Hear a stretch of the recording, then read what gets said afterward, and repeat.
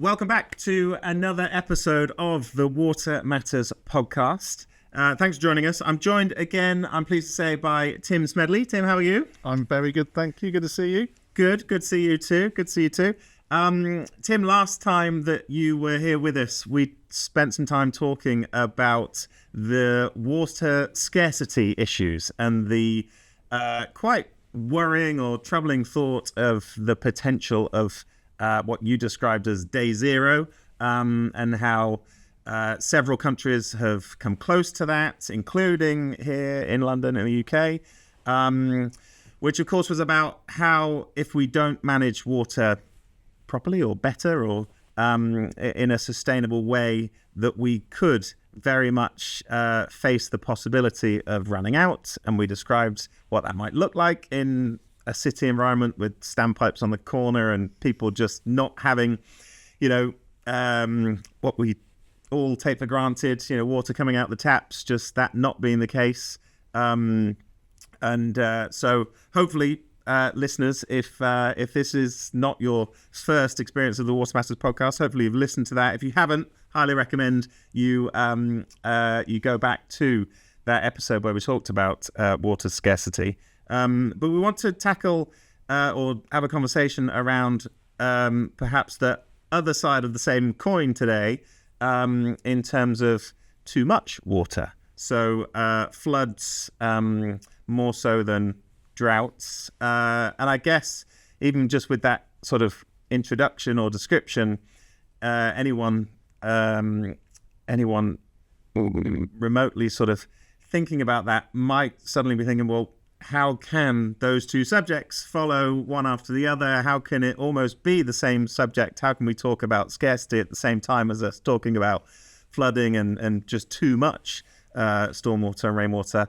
So perhaps that is a good place to start. I'll remind listeners that Tim has authored a book called The Last Drop, spent several years researching about the global sort of water crisis, and therefore has a lot of experience and knowledge on the subject. And so, maybe, as question number one, Tim, how is it possible for us to spend nearly an hour talking about water scarcity issues previously, and now for us to probably be able to talk for the same amount of time, if not longer, about the potential for flooding? Yeah, definitely. And you said two sides of the same coin. That's definitely the way I see it too. The irony being, last time I came in, it was raining when I came into the Graf UK offices, and we were talking about scarcity. Today we're going to talk about flooding, and it's a beautiful sunny day outside. Very true. But this yo-yoing between the two states is something that, we can spend a lot of time talking about. The two things are intimately connected, and the best way of explaining why, so there's a stat that I really think everyone should know, and it's kind of not widely known or not nearly widely enough talked about, is that for every 1 degree rise in global temperature, you get 7% more moisture held in the air, so atmospheric moisture. And we have already risen in terms of global temperature over 1 degree, 1.1 degree since pre-industrial times. Last year, we actually hit 1.5 degrees. Now, this wasn't therefore the Paris Agreement target. The Paris Agreement target is to keep us to 1.5 degrees or below 2. Last year did hit 1.5 degrees, but we don't yet know how that will average out over a decade. So last year was also combined with the La Nina weather system, and El Nino, sorry. I think I get those two mixed up. You might have to get into that with the edit. El Nino weather system. So we have seen global temperatures rise. That has put more atmospheric water in the air. That's more fuel for storms. Mm-hmm. But also, where does that water come from? It comes from more evaporation. So we could all picture the kind of GCSE geography image of water evaporating from the seas and the water cycle classic images, and then it comes down in rainfall. Well, that's happening but sped up because we have warmer seas, more evaporation. That leads to more and heavier rainfall. But it's not just the seas that evaporate water, it also evaporates from the soil. So we're seeing soil dry quicker, or land dry quicker, which leads to droughts. Then when the rain does fall, it's much heavier because there's much more water in the atmosphere, in the clouds, it forms heavier rain. That's coming down in heavier, more intense rainfall bursts. So we're seeing extreme rainfall events much more often, then followed by longer periods of drought. Globally, UN Water have figures on this. So since the year 2000, there have been 29% more droughts since the year 2000. There's been 134% more floods, flood-related disasters. So we're yo-yoing between flood and drought. That's why it's two sides of the same coin, caused by exactly the same water cycle, but the water cycle essentially sped up by climate change.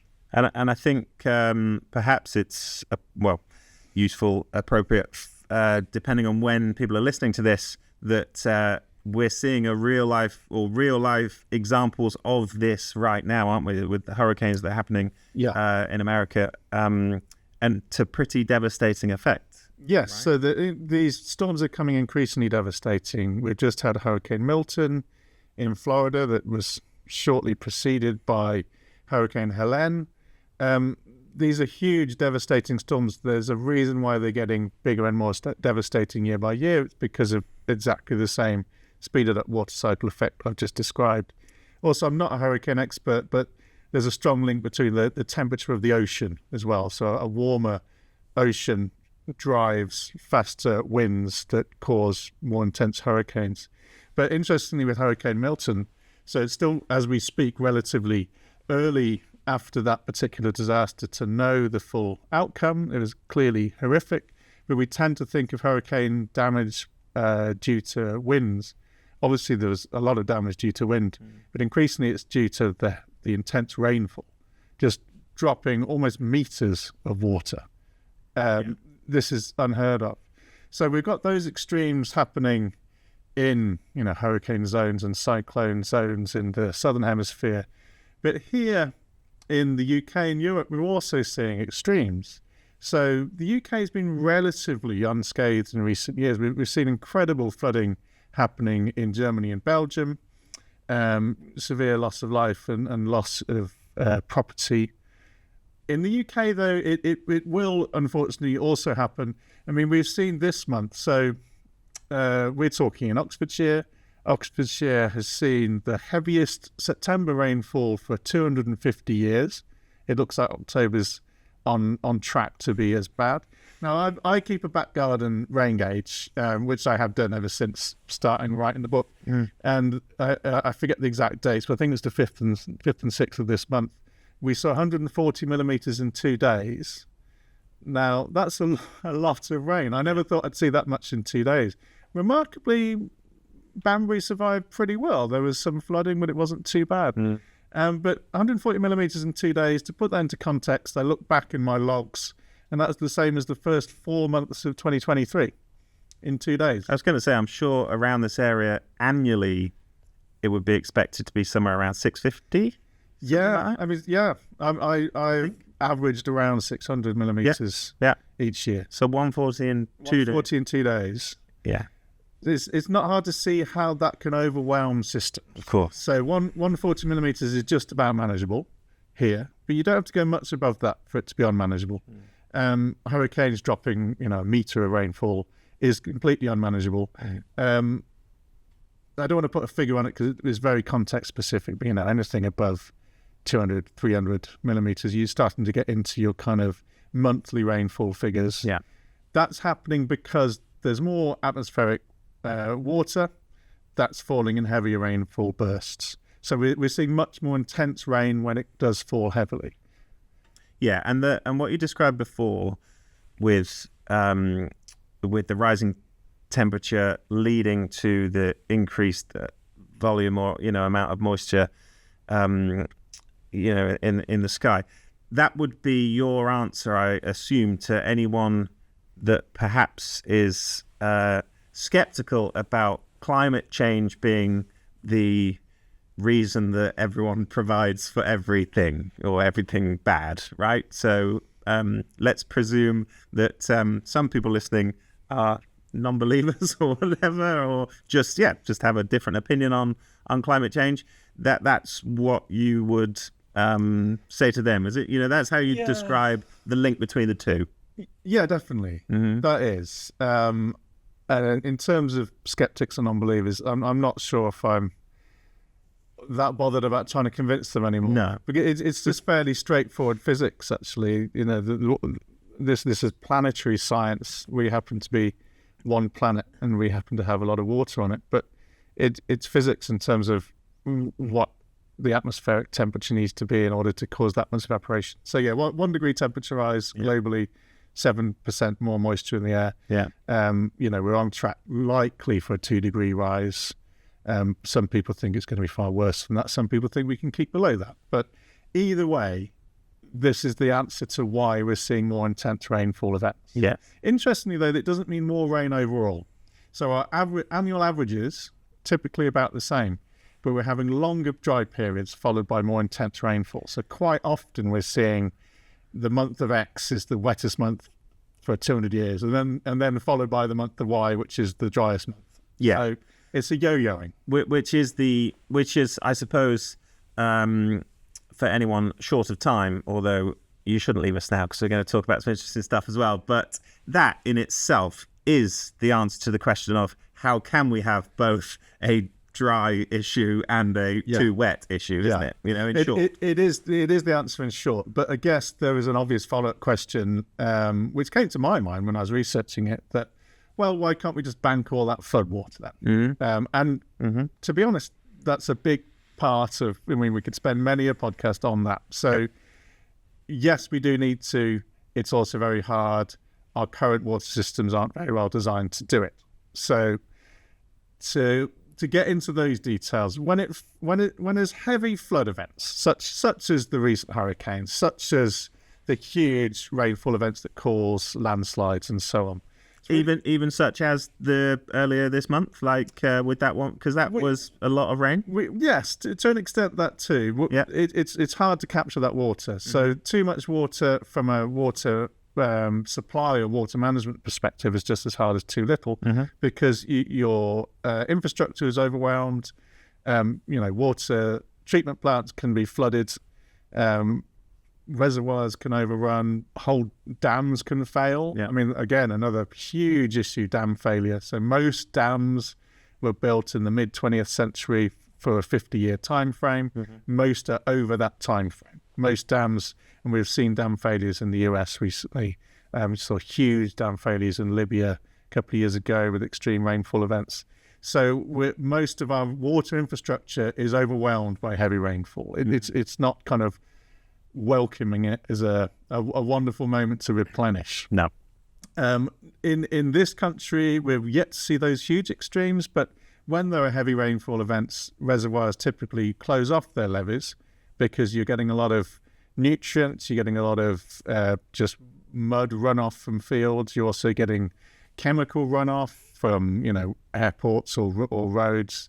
So that heavy rainfall event water is typically bad water, or at least hard to treat water. So water companies, again, are not kind of hugely welcoming of heavy rainfall events. They would rather, in an ideal world, have little and often rainfall, which is what we kind of used to have. Yeah, but they want what certainly from most people that I talk to about the weather, which is, of course, everyone we talk to. We're British. That's the way it works. But that's exactly the opposite of what what the majority of people want, isn't it? We're so used to that sort of, that we're so used to it being rare that a day goes by without any rain, especially this year and especially at the moment. But that sort of little and often, sort of the lower impact showers, but on a regular basis, is actually what certainly the water companies want to make it easier to manage, correct? Yeah, it's what farmers want as well, to grow crops. So again, long dry periods followed by heavy rainfall or hail is the opposite of what farmers want to grow their crops. And we've seen crop failures this year in this country. I mean, not huge, but enough to kind of put a bit of a spike on food prices again. Yeah. Obviously, you can kind of see where that ends if that keeps getting worse and worse, which it will do as the climate gets hotter and hotter if we continue to emit emissions to the extent we are. Which is definitely currently the forecast, isn't it? This is not hypothetical what we're talking about. It is if you look back, it's what has happened. Yeah.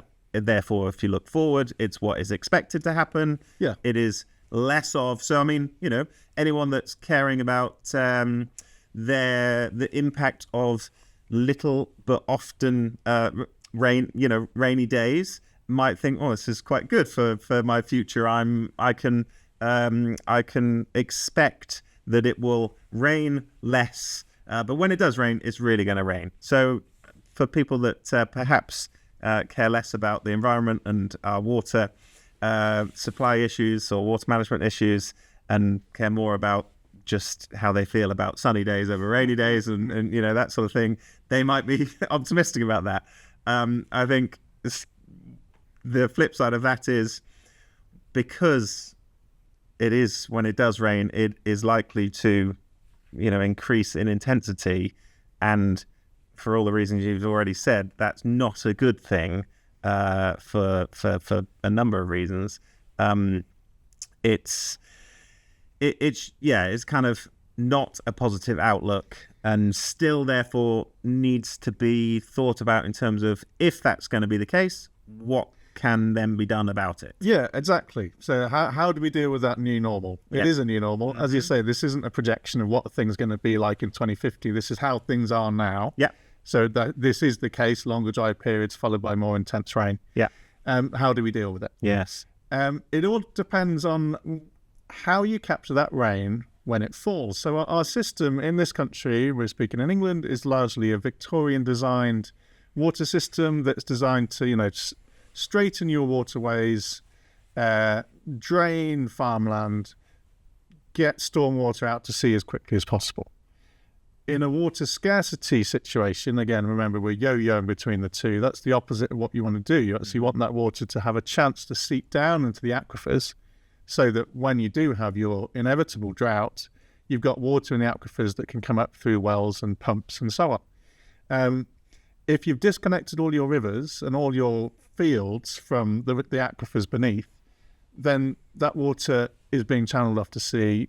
Increasingly, we're seeing those floods also flooding towns and habitations before it goes out to sea. We're losing all that water. Also, picture it in a city or a town. You've got all that asphalt, all the roads, all the car parks, nowhere for that water to go. It hits and then goes out, finds eventually drainage and ditches, heads back out to sea. Yeah, that's the system we have. It's just not the system we need anymore. It's in fact the exact opposite. We need to be holding on to that water, letting it filter down. So the reason why I mentioned kind of rivers, they're a big part of the solution here. So again, dredged, straightened rivers are basically speeding up that flood water. Yeah. So ultimately speeding it up to get to the sea, get rid of it, but also speeding it up, it floods more downstream. It's a terrible flood management mechanism. Yeah. Rewilded rivers or renaturalized rivers, so they can meander again. They're connected to floodplains. Rivers naturally should flood. There's a dry part of the year, there's a flood part of the year. They go out onto the floodplains. That water filters down into the aquifers beneath. We then have that water to use. A lot of our water companies pump water from below. We picture reservoirs as our only way of getting water. It's not. Nationally, I think it's roughly about 50% surface water, 50% below surface water. That's the way to hold on to it. You let it seep down. In towns and cities, that means more green spaces, more green roofs, pervious pavements, areas for that water to filter down. It's a known way of doing this. I mean, China are really big on it. They've got a sponge cities movement of replacing a lot of urban asphalt and so on with greenery to let water filtrate down. But that is also a flood management mechanism. So it's both you're storing some water for your summer drought, but it's also flood management, because it's not just funneling it all down the same systems, canalized rivers, speeding up, flooding towns downstream. If you slow that water down and give that water somewhere to go through being able to seep down into the aquifer, it's both a flood management mechanism and it's a drought management mechanism. Yeah, and you're protecting that sort of downstream element of what happens to where it naturally sort of ends up. And so I've seen it described as a computer reset, where you could kind of, the default to factory settings. We need to return our rivers, our floodplains to factory settings. There was good reasons why the Victorians did what they did, why 20th century water management did what it did, but it wasn't dealing with climate change, and it wasn't dealing with the population levels we have now. It's no longer fit for purpose, that way of managing things. It's also, now I'm on my high horse about it, far cheaper to go down a nature-based solutions route. So one of my favourite examples is the town of Pickering in North Yorkshire. So I forget what river it is, but the river there floods every year. It floods all the towns in North Yorkshire, floods York too. But Pickering always used to get especially badly flooded. So the town planned a £20 million flood defence wall.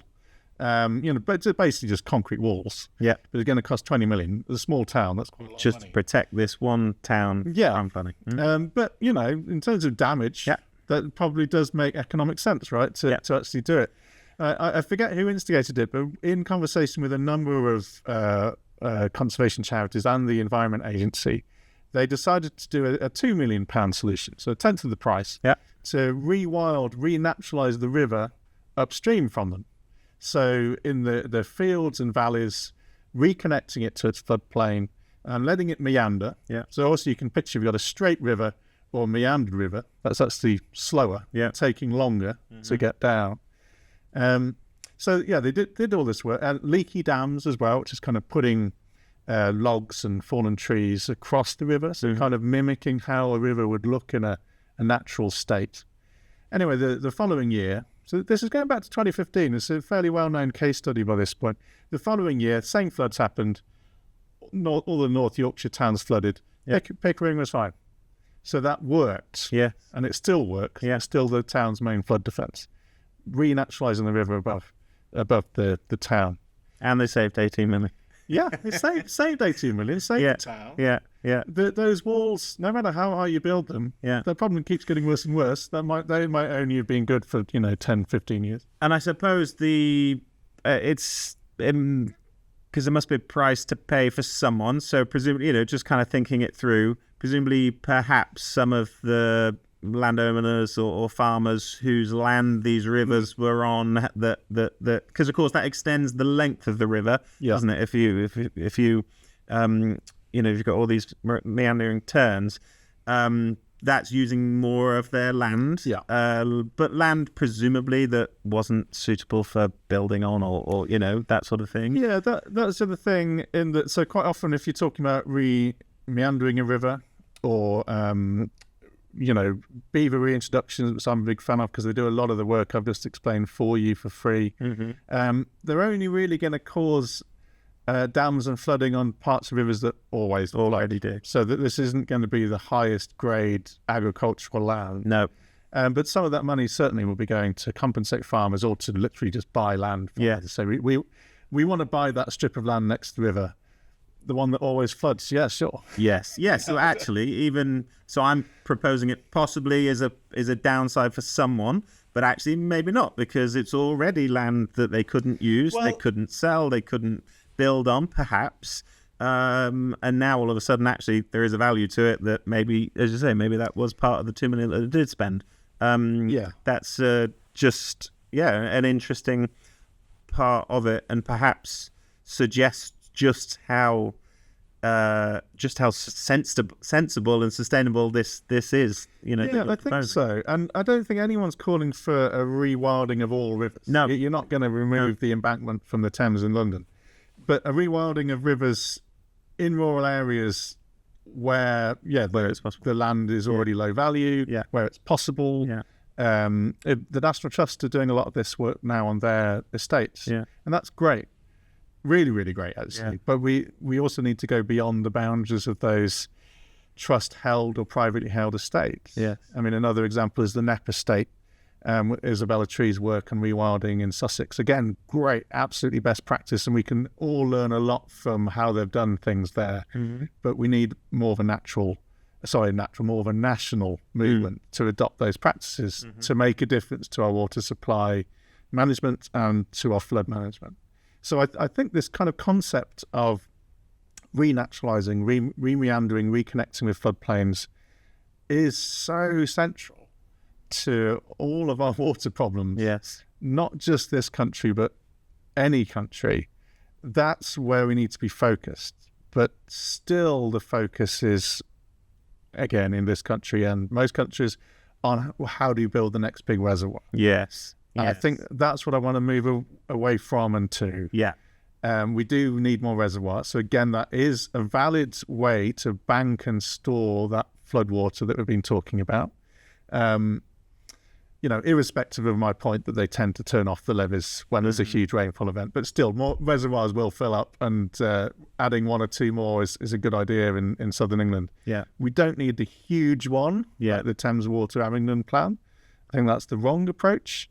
What we need is many more small solutions. So many more small rivers, large rivers, rewilded, re-meandered. That's the approach we need. Just a nature-based solutions approach to our water system would just have huge benefits. Yeah. It's a world I want to see. Also a world I think we kind of have to move to. So although I'm arguing this now in 2024 is almost like a kind of, I don't know, an environmentalist pipe dream, it's not. It's already happening. But it feels to me like it's an inevitable way to climate-proof. Climate resilience comes down to how well your system can cope with the climate changes that we're seeing. The ones we're talking about today are extreme rainfall events followed by long periods of drought. Our natural system is designed well to cope with those things and designed in a way that far exceeds our grey engineering approach from, as I say, 2 centuries ago. Yeah. Things have moved on. Yeah. I suppose, if I'm hearing you right, what you're also saying is that the solution will come from both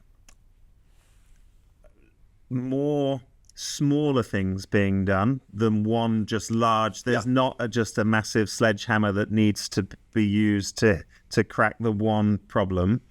It's better if we come at it with lots of smaller positive impacts rather than just that, so reservoirs in particular, don't just build one giant one, build several, would be a better approach. Yeah, and build several smaller ones that are connected to rivers and wetlands, that restore rivers and wetlands nearby, that helps to filter and feed those reservoirs. Yeah. So again, that's something, I don't want to pick too much on the Abingdon Reservoir, but the Abingdon Reservoir is built upwards. It's not connected to any natural system. It's just going to be a standalone. It's just like a standalone pond, essentially. Yeah, exactly. Yeah. A massive standalone pond. Yeah. It misses so many opportunities. You could spend that money in so many better ways that could, really climate-proof our water system. Now, ironically, that is Thames Water's argument for building it. It's a climate-proofed solution because you've got this huge water storage system that will, save our water supply. It wouldn't be finished until I can't remember what the latest projections are, to the end of the 2030s. So we've got problems before then. Yes. So it doesn't actually solve those problems anyway. Yes. But more to the point, if your rivers don't have enough water in them, and the wetlands are drying out, and your aquifers don't have enough water in them, there's no point. There's no point having a huge reservoir. There's nothing to go in it. Yeah, and it really feels like it is heavily prioritizing, really isolating and focusing only on the scarcity issue, not on the subject that we're on today, and the sort of intertwined sort of single subject of both too little and too much. Because, as you say, it won't help with the too much scenario because it's not taking any of that sort of runoff from of course, it would capture some of the heavy rainfall, presumably, but it's not that integrated approach, right? No, it's not integrated at all. There's no guarantee that the River Thames would have enough water in it to fill that reservoir by 2040. If you haven't done the work on helping to restore the natural system of the River Thames, yes, and the work on restoring the wetlands and the floodplains, that's what feeds into the reservoir. I guess that's my main message. Yes. So reservoirs, great. We need some. They store water in them. Brilliant. Aquifers also store water, and they happen to be there naturally. Yeah. Aquifers, you don't have to spend billions of pounds to build them. You can recharge them. So one thing I talk about a bit in the book is managed aquifer recharge. Mm-hmm. So ideally, that water in the natural system, hits the natural woods and grassland and so on, and wetlands and floodplains, and filters down. We've moved away from that system to the point that it's hard to fully computer reset your entire rural landscape. As much as some people would like that, it's not going to happen.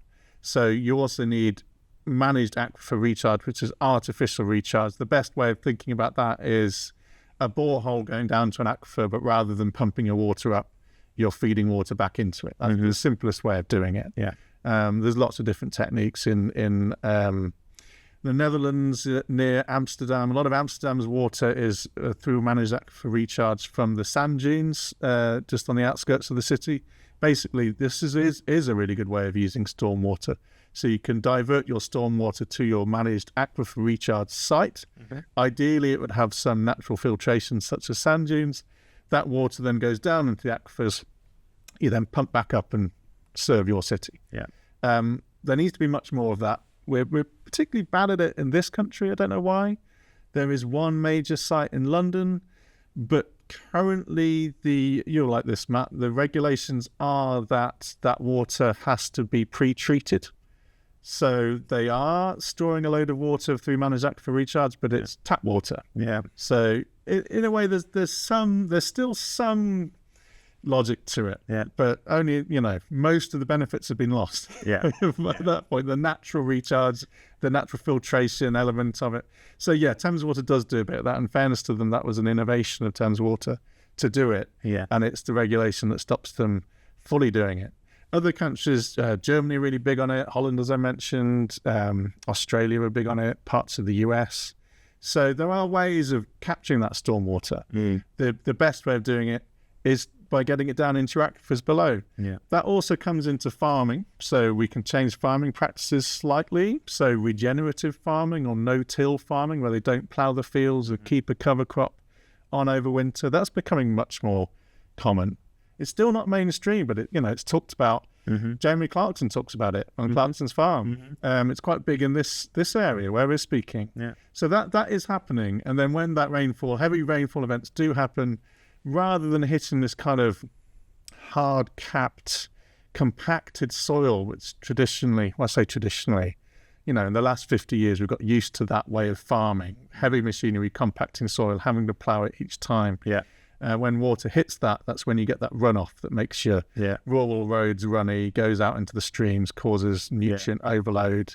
If it hits a no-till field, it's kind of like hitting a sponge. Yeah. It's better for the crops. It's better for the kind of the microfungi and creepy crawlers in the soil. Mm-hmm. And it's also much better for the water. So for the water, not to personify water, but for our water, it's much better because that water kind of filters through and goes down into our aquifers below. Yes. So you can almost view, if you did large-scale regenerative farming, you can view that as a managed aquifer recharge benefit. Mm-hmm. Some water companies actually are paying farmers to do it in this country. Okay. For the benefits of that. Yeah.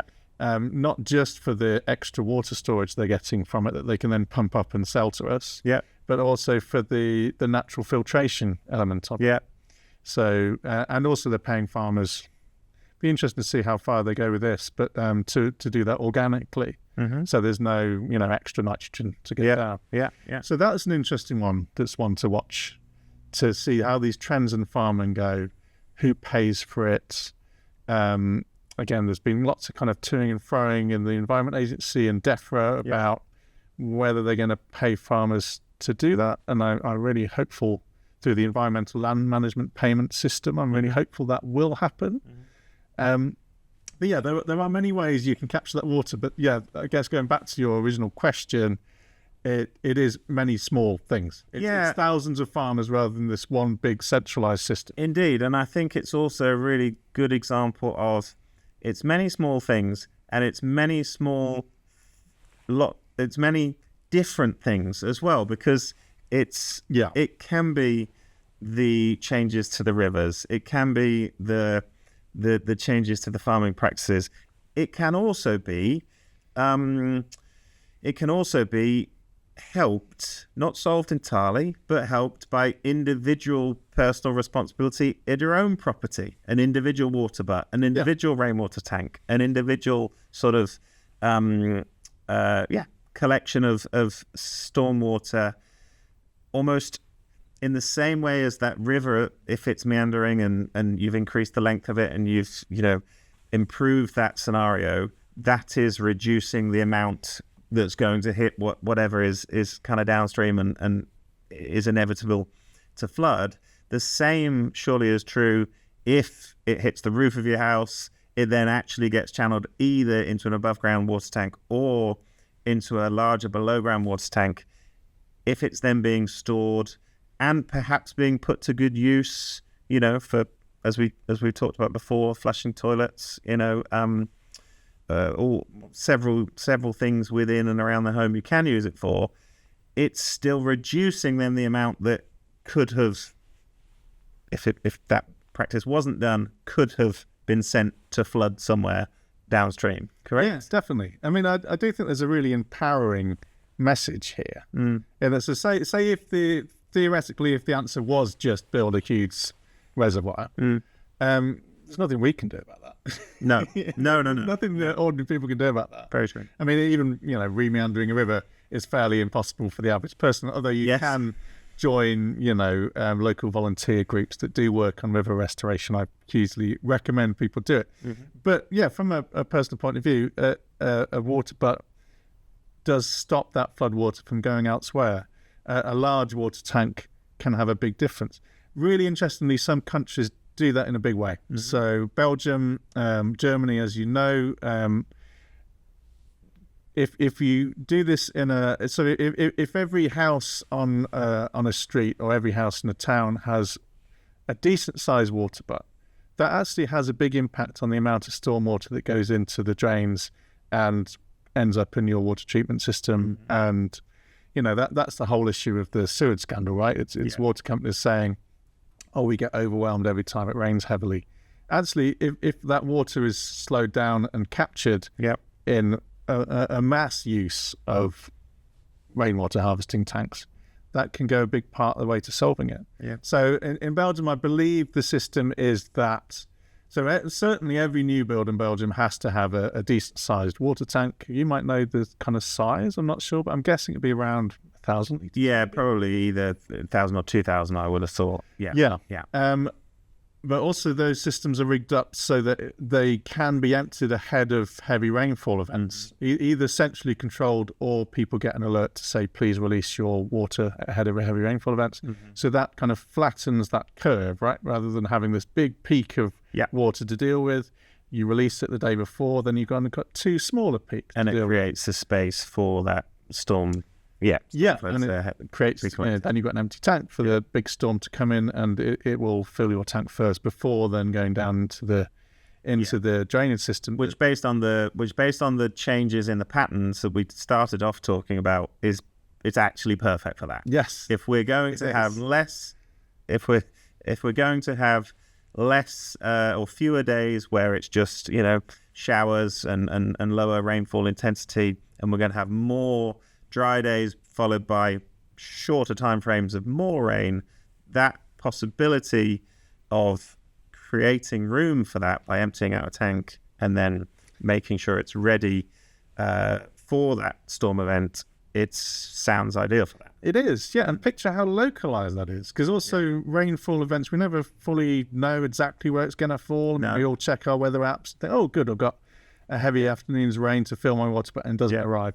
But if all those houses are ready set up for it, it's a perfect localized system, a perfectly climate resilient system to respond to those heavy rainfall events in a way that you could never replicate with the big centralized system, with the big centralized reservoir, because there's no guarantee that the water's going to fall where you want it. If it's every house has a system like that, you can guarantee. Yes. Because it's going to fall somewhere where there's houses with rainwater harvesting tanks. Now, in the UK, I guess we're getting a bit ahead of ourselves here in that that's the ideal. We're so far removed from it. But there have been pilots. So an academic we both know called Peter Melville Shreve did a pilot with Southwest Water, one of the southern water companies on the Isles of Scilly. He set up 100 or so properties with large-scale tanks. I think there were 500 to 1,000 litre tanks. And they were smart operated, so the homeowners didn't have to do anything. They were always full of water. If it didn't rain, they would fill up with mains water anyway. There's a mains water top-up system, kind of a fit-and-forget system. Anyway, a year after that fitting, a year of the pilot running, they found that each house used 50 litres, I think it's slightly more than 50 litres, less water per day. So the UK average is 150 litres per day. So a 50 litre cut is huge. Now, I remember when I was speaking to Peter, my main interest was about, okay, so brilliant, you can use that water for flushing your toilets and washing clothes and so on. And he said, yeah, you can. But his main interest was as a flood defence mechanism, of being able to fill those tanks with heavy rainfall water and the release before heavy rainfall events. So his belief, I mean, he's interested in both sides too, but his belief is the bigger benefit of those systems is flood defence. And I think that's fascinating. Really sadly, it seems that pilot was discontinued, even though it was proven to be very successful. But ultimately, when you end up in a boardroom, are we going to spend our money on, hundreds of different properties with the difficulty of dealing with all those hundreds of different people, or are we going to build the big site that we can centrally control? We know exactly the costs of, that our engineers and accountants will be happy with. They go for the latter. And it kind of understandably so. So it has to be government led. I think it has to be regulations led to get them to do it. Of course, but I think to your excellent point earlier, the good thing is that for people that want to make a difference, there is something that we can all do. There is, because that pilot, although it was centrally sorted and funded and agreed for, that is nothing that a close community of neighbours couldn't just do on their own if they wanted to. Yeah, true. And of course, if they're used to, their properties flooding or, neighbouring properties flooding and all that, they'll have an incentive to. And so I think even just knowing that there's something that can be done about it is a really helpful, thing to share. Of course, it may feel quite small scale, but anything small scale can turn into a bigger scale and bigger impact if you get a larger collective group of people, involved in doing it. Yeah, it's true. Yeah, if you had a whole kind of cul-de-sac or a whole estate that all had decent-sized rainwater harvesting tanks, you're right. That would make an immediate difference to local flooding possibilities, for sure. I mean, I think at the moment in this country we're in a position where installing a large water butt or rainwater harvesting tank in your house or doing that individually, I think is mostly of a water scarcity benefit. You're keeping that water for future use. You're reducing your water bills. For a flood management benefit, you need that in a connected neighbourhood. Yes. Makes a lot of sense. No, good. And I think, I still like that, a big takeaway from this is, hopefully, that there are things that we will inevitably rely on others to do, others in the industry, others in the sort of, whose job it is to help with sustainable water management, both in terms of saving for non-rainy days and also then dealing with, particularly heavy storms that do seem to be on the increase. But there's also, so there's things that we're reliant on other people to focus on and do. But as you said, there's also ways to get involved in that. There are opportunities for interested people to actually have an impact. There certainly are. I know that we're about to get involved with a project in Northamptonshire where they are reintroducing beavers, which I'm not going to ask you about because I feel like if we get onto that subject, we're here for hour 2. But we'll cover that another time for sure. But I know for a fact that they had that Wildlife Trust, had a GoFundMe page to raise the funds to even enable that to happen. And so that is a community-supported project that people, if they choose to, can have a positive impact on. And the only reason that is the main reason that is being done is to help with water management in that local area, right? So yeah, definitely. Yeah, I gave a little bit of money to that GoFundMe. Yeah. You have to promise me on the podcast that you'll let me see that beaver introduction. Yeah, well, it's good. We're so actually next week we have our first meeting with them, or I have my first meeting with them. A colleague has been talking to them so far, but I'm meeting with them for the first time next week. And then I've been assured that we will have some invites to the actual releasing of the beavers when it comes. We're sort of talking to them about some element of sponsorship so that we can provide kind of access and information as to the impact of that beaver reintroduction and the positive impact in the local area on water management. So I'm very excited about that from a kind of business perspective within Graf UK. I think it's interesting for us to be able to talk to people about that much more natural form of stormwater management. Very, very different to the underground stormwater attenuation tanks that we're installing around the country on a daily basis. But it's all in the subject of water matters, and therefore it feels very relevant to get involved with. Partly in the same way as has been a theme rolling through this conversation, which is it's all connected. And if you look at things individually and try to solve one thing over here, you might be causing another problem over there. And so actually, I just think it's appropriate to be involved in all things, and certainly for this for this platform of Water Matters that we are increasingly adding to and sharing information to interested people. I think having both the plastic, concrete, grey sort of solutions that do form sort of our day-to-day work, as well as the natural solutions and the changes to rivers, the changes to water courses, the reintroducing of beavers around the country. It adds to the whole picture and hopefully provides valuable sort of information and content to interested people that might then spark ideas as to what they can do themselves or what they can contribute to more sort of on a bigger scale, and also for people in the industry that do this for their for a living to hopefully also have some inspiration to sort of think about best practice stuff as well.